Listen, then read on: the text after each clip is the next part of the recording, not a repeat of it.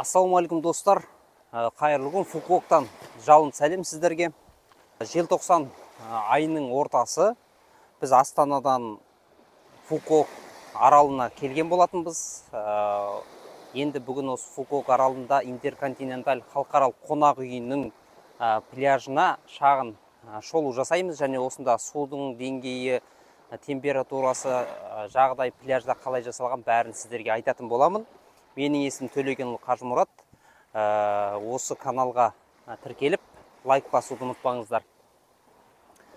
Жалпы Фукуок аралы бұл Вьетнам мемлекетіне жататын, Үнді мұхитына кіретін Сиам заливінде, Сиам бұғазында орналасқан. Сиам бұғазы дегеніміз бұл Қытай теңізі дейміз ғой. Қытай теңізінің оңтүстік бөлігі. Бір жағы бұлар Таиландпен, екінші жағы Камбоджамен және Қытаймен шекаралық аймақта орналасқан.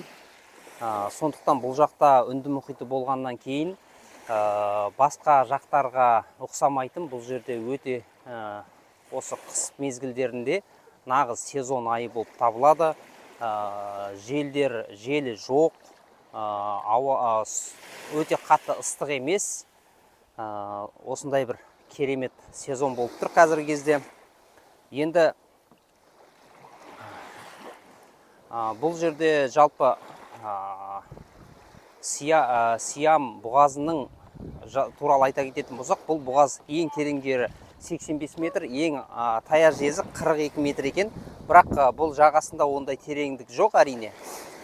Теңіз, бұл жердегі мұхит, біз келген жердегі дәл жағажай, бұл қалай айтсақ, тірсектен басталып, шамамен бір 100 метр жерге дейін ғана осы кеудеден келеді.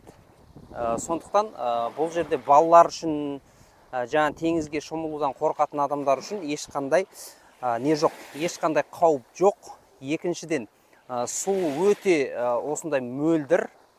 Қазір мен сіздерге көрсететін боламын. Су тап-таза. Күн сәулесі суға түсіп, соның астын көрсетіп тұр. Қарасаңыздар, тап-таза. Прозрачный дейміз ғой, прозрачный болып тұр. Ешқандай балдыр, одан ешқандай басқа да теңіз өсімдіктері жағаға келмейді. Сондықтан елдің көбі бұл жерге жиі келетін сияқты. Енді бұл жерге келетін адамдарға тоқталатын болсақ, бұл жерге негізінен оңтүстік Кореяның азаматтары өте көп жүреді. Одан кейін Европаның адамдары өте көп келеді екен. Ресей азаматтары, Ресейден адамдар аз келді. Тіпті біз Қазақстаннан келген адамдарды көрмедік, себебі біз алған Интерконтиненталь қонақ үйі бұл 5 жұлдызды премиум класстағы жататын қонақ үй екен. Осы Фукуок аралында ең жақсы қонақ үйлердің бірі. Сондықтан бұл жерде қызмет көрсету сапасы өте жоғары. Енді қызмет көрсету сапасы былай айтқанда енді тіпті өте жоғары десек те болады. Өйткені бұл жақтың адамдары, қарапайым халқы өте сыпайы, адамдарға жылы көзқараспен қарайды. Және күліп тұрады ғой, әйтеуір бетіңе қарасаң, барлығы жақсы. Келгеннен трансферінен бастап, қонақ үйге орналастыруы барлығы бұл жақта өте жоғары деңгейде орналасқан. Міне қарап отырсаңыздар, біздің келген отеліміз, қонақ үйіміз осы 5 жұлдызды Интерконтиненталь қонақ үйі. Енді бұл жерде қызық нәрселердің бірі мынандай қайықтармен жүзуге болады. Көріп тұрсыздар ғой, қайықтар бар. Одан кейін оның ар жағында адам тұрып тұрған қайық бар. Қазір мен сіздерге жақындап көрсетем. Осымен де жүзуге болады. Бұның барлығы бұл жерде тегін, өте ыңғайлы орналасқан. Қазір сіздерге жақынырақ барып көрсетемін. Теңіз жаңа айтқандай теңіз өте енді былай айтқанда өте керемет. Бұндай теңізі мен даже Египеттен де, тіпті Біріккен Араб Әмірліктерінен де көрген жоқпыз, өйткені бұл Үнді мұхитына жатады. Енді бір қызығы, бұл жақта жергілікті халқы бұл жерді Сиам бұғазы деп атайды. Үнді мұхиты дегенге бұлар ренжиді екен. Өйткені үнділерді де жек көреді бұлар. Одан кейін Қытай теңізі деп айтсаң, бұл Қытай теңізі дегенді де бұлар ұнатпайды, сондықтан Сиам заливы деп өздері атайды. Өзінің ұлттық сондай дәстүрі сондай. Енді ұлттық құндылығы сияқты ғой бұл теңіз бұлар үшін. Бұлардың енді барлық күнкөріс осы балық шаруашылығы болғандықтан бұлар үшін бұл теңіз өте қасиетті. Енді бұл жерде көп локациямен суретке түсуге болады. Осындай пальмалар өсіп тұрады, міне қисайып. Мынандай қарасаңыздар, неше түрлі даскалар ілінген тақтайшалар бар. Мына жерде. Енді қазір жақынырақ көрсетемін. Осы жерде осындай мынандай қайықтарда жүріп серуендеуге болады. Серуендеуден қызық қайықтар. Адам үстіне тұрып алады. Енді қайық дейміз бе, мен нақты атауын білмедім, бұл спорттың бір түрі ғой. Осындай, одан кейін мына жерде осындай тоже 2 адамдық қайықтар бар. Бұның бәрі тегін. Осы жерде беріледі. Тегін аласыздар, келіп отельдеріңіздің нөмірін айтып, мына жерде болады. Міне. Осы жерден айтып, осындай 2 адамдық қайық алып саяхаттасаңыздар болады. Бұл жерде 2 адам отырады. Алдарыңызға бала алып отырсаңыздар болады. 2 адамдық отыратын орын. Кішілеуі 1 адамдық орын деген сияқты ғой. Енді мына жерде мынандай кішігірім қайықтар бар. Осыны арендаға алсаңыздар болады. Ана жерден парашютқа ұшуларыңызға болады. Парашютпен, анау үлкен қайықпен парашютпен көтеріледі бұл жерде. Енді бұның бәрінің бағалары бар. Бұл жақтың ақшасы донг деген, ақшалары құнсыздау, сондықтан қайықпен серуендеумен парашютпен ұшудың бағасы шамамен 1 миллион донгтың айналасында болады. 1 миллион донг. Сразу миллионер болып шығасыз енді бұл жаққа келгенде.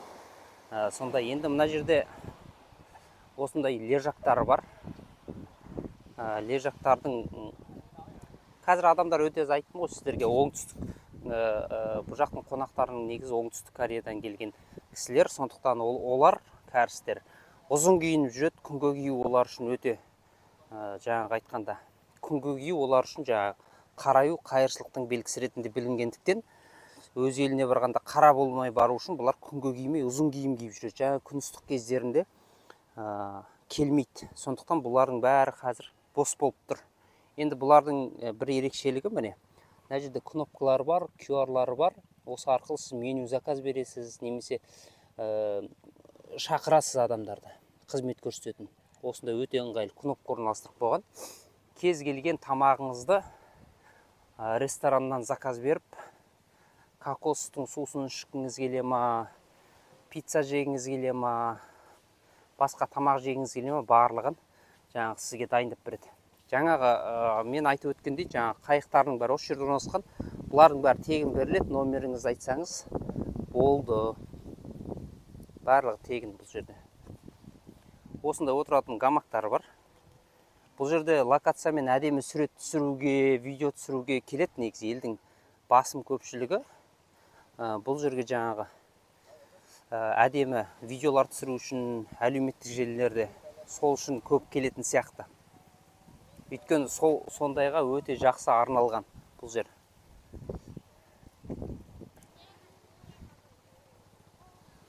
Осындай ұзын пальмалар бұл жерде табиғи. Басқа жақпен салыстырғанда, Египетпен салыстырғанда, Біріккен Араб Әмірліктерімен салыстырғанда бұл жақтың пальмалары барынша табиғи, өте әдемі және ұзын, биік келеді. Және жапырақтары жапырақтары көп. Одан кейін мынандай әдемі фотоларға түсесіздер, мынандай качелелер болады. Осыларға тұрып фотоға түссеңіздер болады. Бұл жерден жаңағы катерлерді жалға алуға болады. Жалға алу құнын мен нақты білмедім, жақында айтатын боламын.